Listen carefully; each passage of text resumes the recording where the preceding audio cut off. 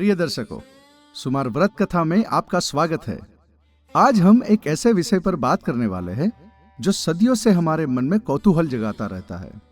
क्या आपने कभी सोचा है कि शरद पूर्णिमा की रात को छत पर रखी खीर में सच में अमृत होता है? आज हम इस आस्था और विज्ञान के अद्भुत संगम को गहराई से समझेंगे और जानेंगे इसके पीछे के छिपे रहस्य को। तो आप अपनी सीट की पेटी बांध लीजिए, क्योंकि आज की यात्रा बहुत ही रोचक होने वाली है। ऋषि की खीर और अमृत का रहस्य। बहुत समय पहले की बात है। एक बहुत ही ज्ञानी और तपस्वी ऋषि थे जिनका नाम था महर्षि अत्रि। वे ब्रह्मांड के रहस्य को समझने के लिए हमेशा उत्सुक रहते थे।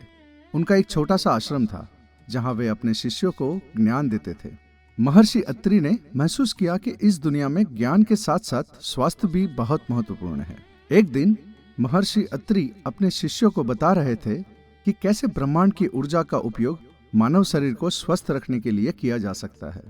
तभी एक शिष्य ने उनसे पूछा, गुरुदेव, हम अक्सर सुनते हैं कि शरद पूर्णिमा की रात को चंद्रमा अपनी 16 कलाओं से परिपूर्ण होता है और उसकी चांदनी में अमृत होता है। क्या यह सच है? महर्षि अत्रि मुस्कुराए और बोले, यह सिर्फ एक कहानी नहीं, बिल्कुल एक गहरा विज्ञान है। मैं तुम्हें इसका रहस्य एक कहानी से समझाता हूँ। कथा उस समय की है जब देवता और दानवों के बीच में समुद्र मंथन हुआ। समुद्र मंथन के दौरान धन्वंतरी भगवान अमृत का कलश लेकर प्रकट हुए थे।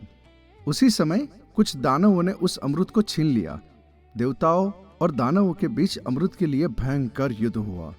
इस युद्ध के दौरान अमृत की कुछ बूंदें पृथ्वी पर गिरी।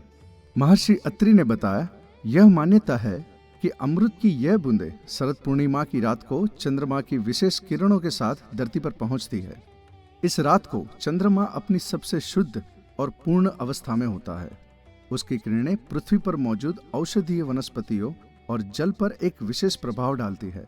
इसी कारण से इस रात को चांदनी में रखी गई खीर में औषधीय गुण आ जाते हैं।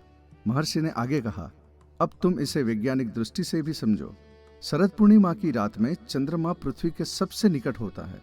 उसकी किरणें सीधे पृथ्वी पर पड़ती है और हमारे आयुर्वेद में चंद्रमा को शीतलता और औषधि का प्रतीक माना गया है।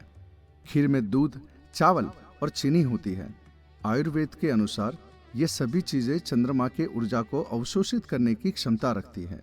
वैज्ञानिक रूप से यह भी माना जाता है कि पूर्णिमा की रात को चंद्रमा की गुरुत्वाकर्षण शक्ति अपने चरम पर होती है।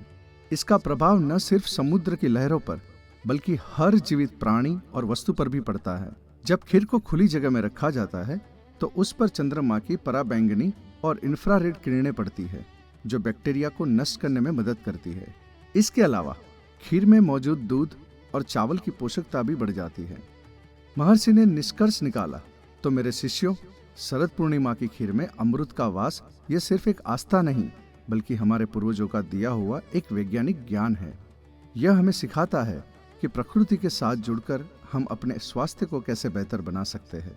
तो देखा आपने कैसे हमारी आस्था और परंपराएं विज्ञान के गहरे सिद्धांतों पर आधारित है। हमारे पूर्वजों ने इन रहस्य को कहानियों और मान्यताओं के रूप में हमारे बीच रखा ताकि हम इन्हें पीढ़ी दर पीढ़ी याद रख सके। अगर आपको यह कहानी अच्छी लगी हो तो इस वीडियो को लाइक करें और अपने दोस्तों और परिवार के साथ शेयर करें। और ऐसी ही ज्ञानवर्धक और रोचक कहानियां सुनने के लिए हमारे चैनल सुमार व्रत कथा को सब्सक्राइब करना न भूलें। हम फिर मिलेंगे एक नई कहानी और एक नए रहस्य के साथ। तब तक के लिए स्वस्थ रहे, खुश रहे।